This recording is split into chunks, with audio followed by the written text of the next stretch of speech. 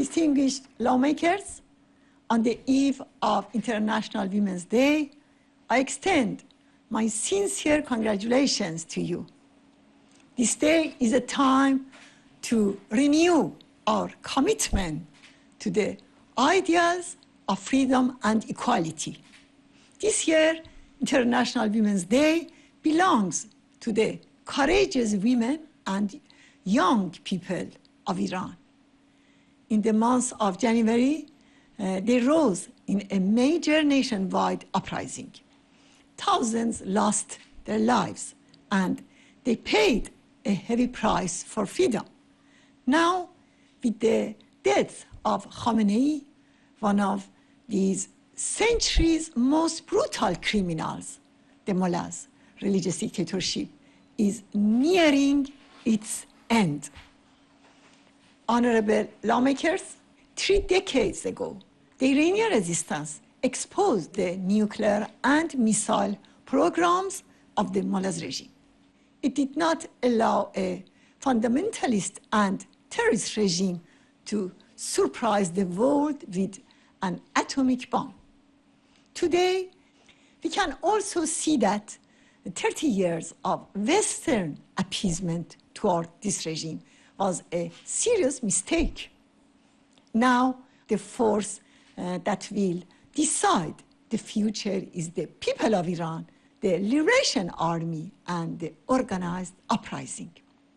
Fortunately, during the January uprising, the people once again demonstrated the great power of their will to establish a democratic republic. In recent weeks, the resistance units and the Liberation Army have also demonstrated their remarkable power in dealing significant blows to the regime in the heart of Tehran and in the most heavily protected areas in Iran. These blows have shown that regime change by the people and their organized resistance is not an unfounded theory, but a realistic strategy with concrete support on the ground.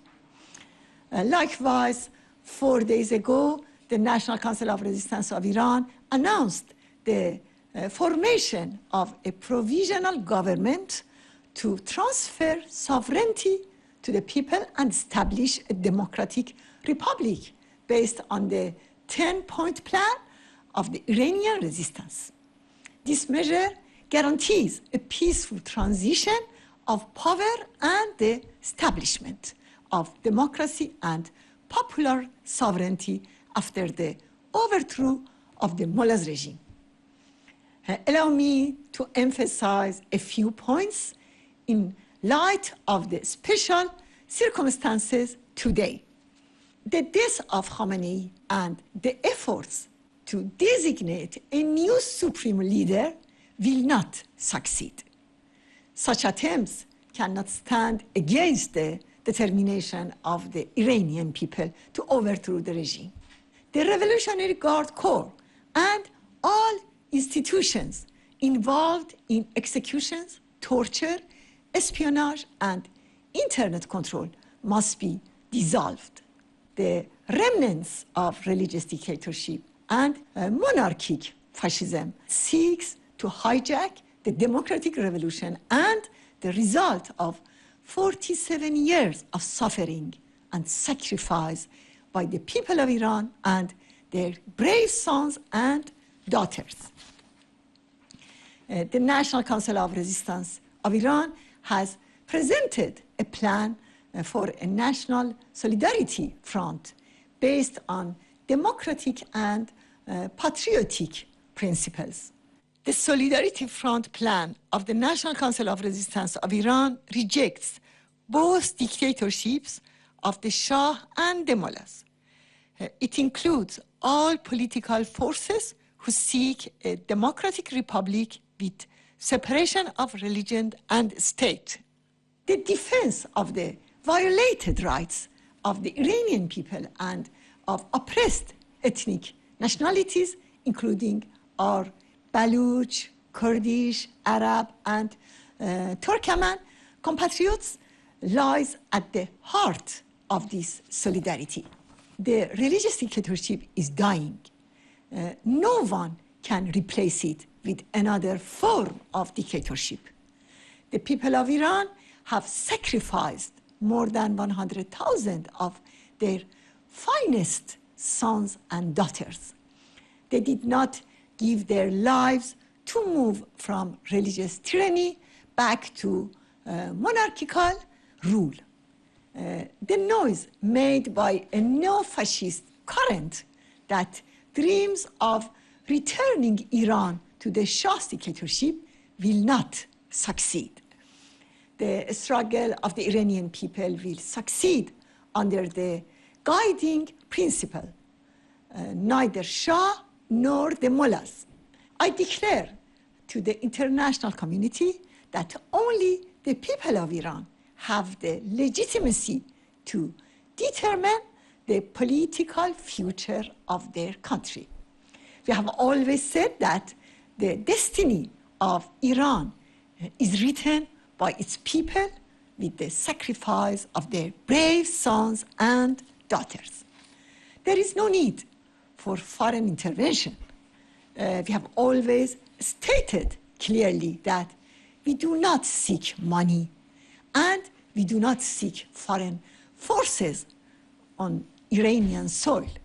In the face of religious fascism and monarchist neo-fascism, the people of Iran have created a democratic alternative through their long and painful struggle. This alternative is the longest standing democratic and independent coalition in Iran's history. According to the resolution of the National Council of Resistance of Iran, once the provisional government is established on our country's soil, it is required to hold free and fair election within 6 months to form a national constituent and legislative assembly. Distinguished lawmakers, on the occasion of International Women's Day, I must stress that the only viable force to replace the collapsing dictatorship in Iran is a movement in which women play a decisive role. Women's leadership is the true measure of a democratic alternative. There can be no passage through the current conditions and the overthrow of the regime without the central role of women.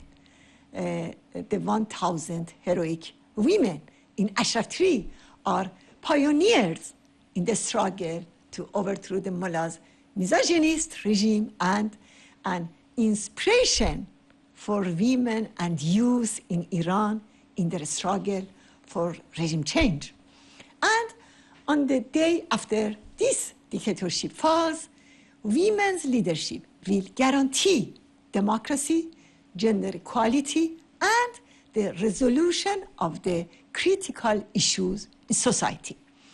This is one of the main reasons why the Iranian resistance has succeeded in building a democratic alternative standing for so many years. For the past 4 decades, women have held key leadership positions in this resistance. They also make up half of the members of the resistance's parliament. As a result, they have become a source of inspiration for the struggle of women and young people across Iran, particularly through the movement's progressive slogans. No to compulsory hijab, no to compulsory religion, and no to compulsory governance. This is a struggle whose prospects for victory are today brighter than ever before. At this critical moment in the history of Iran and the region supporting this democratic alternative and the struggle of the Iranian people to overthrow the regime is not only an expression of friendship and solidarity with the people of Iran, but also essential for global and regional peace and security.